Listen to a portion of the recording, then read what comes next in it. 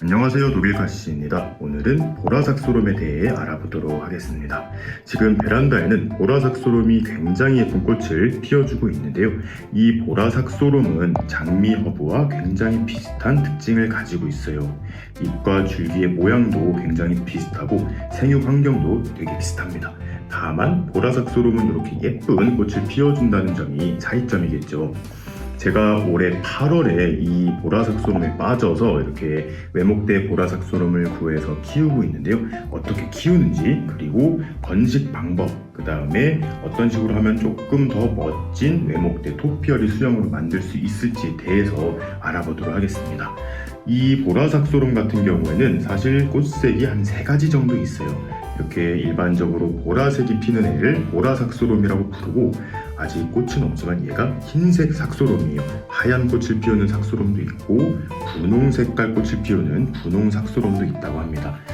다만 이렇게 보라색을 피우는 이 보라삭소롬이 원종이고, 요거를 이제 개량을 해서 흰색 이걸 만들었다고 하는데, 그래서 그런지 이 흰색 삭소롬의 경우에는 보라삭소롬보다는 살짝 까다롭다고 하더라고요. 저도 이렇게 키워보니까 일단 성장 속도 자체가 차이가 나요. 보라삭소롬은 굉장히 빨리빨리 자라고 잎도 큼지막하게 자라는데, 하얀색 삭소롬 같은 경우에는 일단 줄기도 조금 더 가늘고 잎도 뭔가 조금 작고, 아직은 집에서 제가 꽃을 보지는 못했지만 어쨌든 전체적으로 생육이 조금은 보라삭소롬에 비해서는 조금 느린 것 같아요. 그래서 원래는 이 2가지 색깔의 삭소롬을 한데 번식을 해서 조금 알록달록한 흰색과 보라색 꽃을 함께 보려고 생각을 했었는데요. 성장 속도의 차이가 나다 보니까 그거는 조금 포기를 했습니다. 이 보라삭소롬 같은 경우에는 빛을 굉장히 좋아해서 베란다에서 키울 때는 창가에 딱 붙여서 키우면 굉장히 좋아요. 빛이 좋아야지 이렇게 꽃을 잘 피웁니다. 꽃을 피우는 그런 계절이 따로 정해져 있는 건 아니고요. 겨울을 제외하고는 얘가 생육 환경만 맞으면 이렇게 연중 꽃을 피워주기도 합니다. 생육 적정 온도가 한 21도에서 25도 정도라고 해요. 그리고 월동력은 조금 약해서 추운 데서는 냉해를 입을 수가 있습니다. 적어도 한 7, 8도 정도는 유지를 해줘야 된다고 해요. 지금 보시면 화분에다가 직접 삽목을 해놓은 이런 삭소롬도 있고 물꽂이를 해놓은 개체도 있어요. 그런데 다 성공을 했습니다. 번식력 자체는 굉장히 좋은 것 같아요. 그런데 흙에 삽목한 애들은 아직 키가 많이 커지지 않았는데, 물에 꽂아 놓은 애들은 벌써 물 안에서도 꽃을 피우고 있습니다. 얘 같은 경우에는 9월 14일 날 잘라서 물에 꽂아 두었는데 지금 한 달 만에 뿌리가 굉장히 많이 자랐어요. 이 정도면 흙에다가 심어줘도 괜찮을 것 같습니다. 물을 굉장히 좋아하기 때문에 흙에다가 여러 가지 배수에 도움이 될 수 있는 식재를 섞어서 심어 주었는데요. 물을 좋아한다고는 하지만 흙이 계속 축축하거나 그러면 이파리와 줄기가 약간 야들야들 해가지고 금방 무르기도 해요. 그래서 이렇게 물이 정말 잘 빠지게 한 다음에 흙이 마르면 바로바로 흠뻑 물을 주면서 관리했더니 굉장히 잘 크고 있어요. 다만 이렇게 물 빠짐이 조금 좋은 경우에는 하루 이틀 물을 못 챙겨주면 이런 식으로, 그러니까 물이 필요할 때 하루 이틀 늦게 줬을 경우에 잎이 살짝 처지거나 이런 현상도 생기기도 하는데, 이거는 물을 제때 챙겨주면 바로 이렇게 싱싱하게 돌아옵니다. 그리고 물 줄 때 제가 키워보니까 한 가지 조심해야 될 점이 있더라고요. 지금 보시면 이렇게 삽목해 놓은 애들 잎에 약간 무늬 같기도 하면서 이런 반점이 보이고 있어요. 하얗게. 이거 같은 경우에는 제가 위에서 물을 줬거든요. 위에서 물을 주고 그게 이제 햇빛을 받으니까 이렇게 화상을 입은 거예요.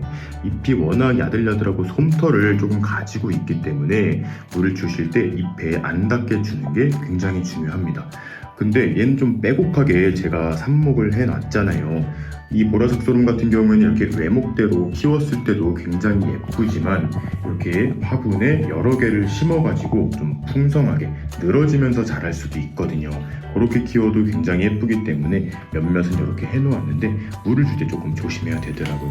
그래서 조금 귀찮으시더라도 이렇게 화분에 있는 애들은 저면 관수를 해서 물을 주면 잎에 상처 없이 잘 키우실 수 있을 것 같아요.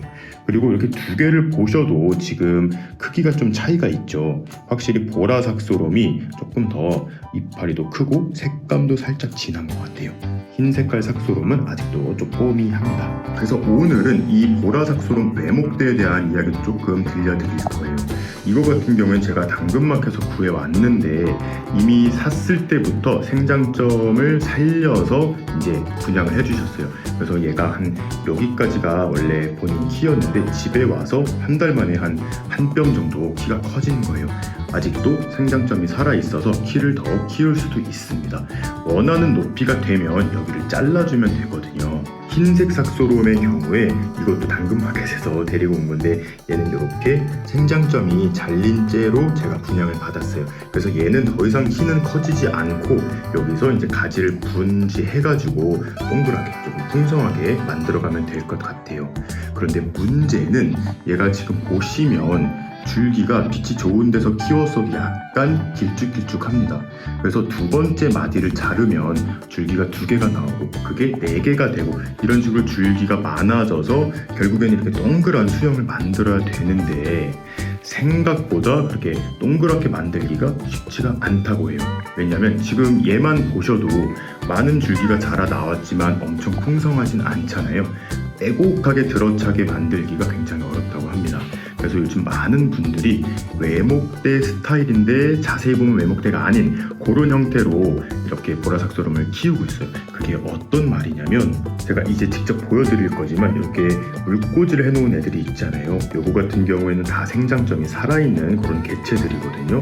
지금 한 5개 되는데 요거를 한 대 모아 심어서 5줄기를 이렇게 모아가지고 키우는 거예요. 그래서 키가 어느 정도 크면 거기서 이제 가지치기를 해서 조금 더 풍성하게 목대가 하나인 것보다는 5개짜리가 훨씬 목대가 많아지겠죠. 그런 걸 한번 제가 시도를 해보려고 합니다. 그럼 얘네들을 거실로 데리고 가서 한번 심어보도록 할게요. 저도 사실 이런 식으로 토피어리 수영을 만들어 보는 거는 이번이 처음이기 때문에 제가 상상한 대로 될지는 모르겠지만 한번 시도해 보도록 하겠습니다. 지금 물꽂이를 통해서 한 달 동안 이렇게 뿌리를 많이 받아낸 상태입니다. 줄기 중간에서도 뿌리가 조금씩 보이긴 하는데 보통의 경우에는 이렇게 잘린 단면 가장 아래에서 이런 식으로 뿌리들이 자라나오는 것 같아요.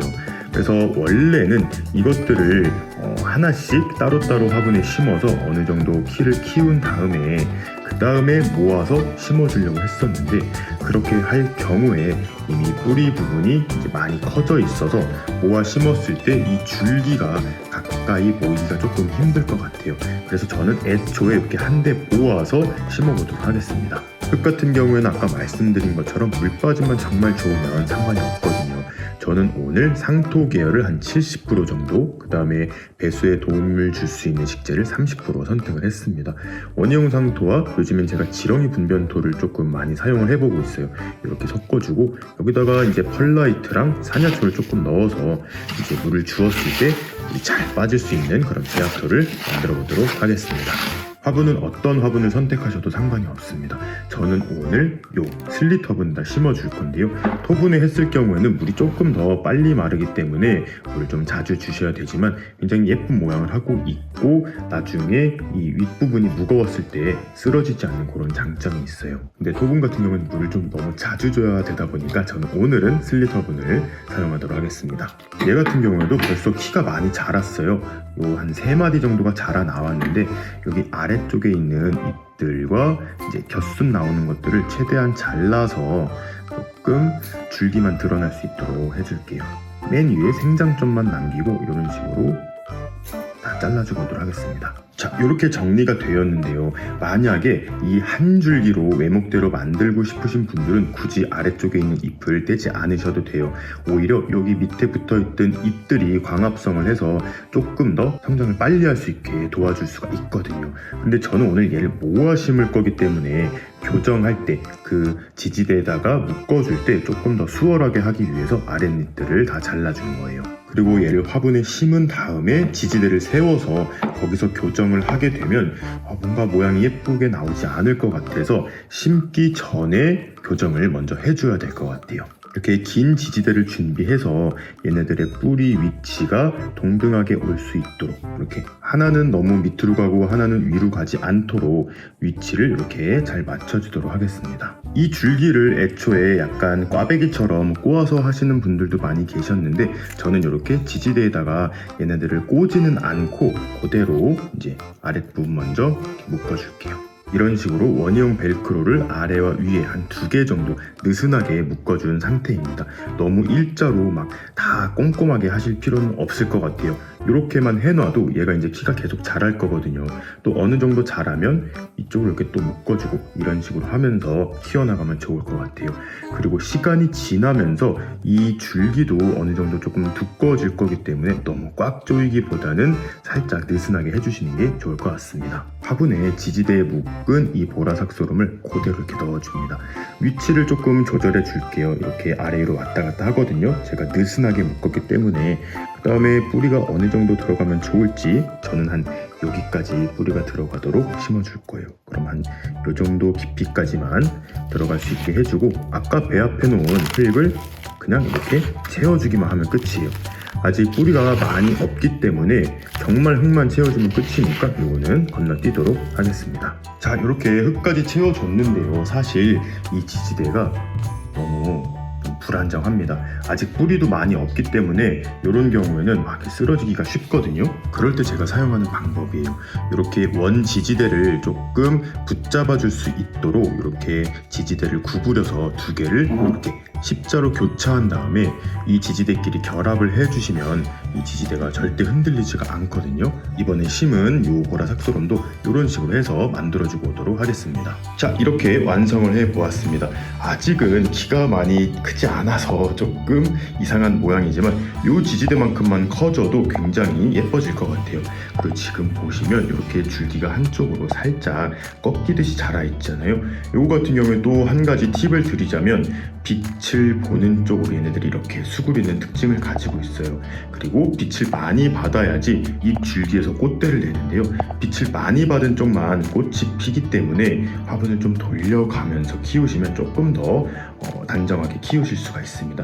얘 같은 경우는 키가 조금 더 커지면 위에도 묶어주고 하면서 일단은 키를 쭉 한번 키워보도록 할게요. 이 모습 조금 기억해 주시고요. 제가 또 몇 달 뒤에 더 예뻐진 모습이 되면 또 여러분들께 소식 전해드리도록 하겠습니다. 일단 저는 물을 안 줬기 때문에 물만 주고 이제 마무리를 할게요.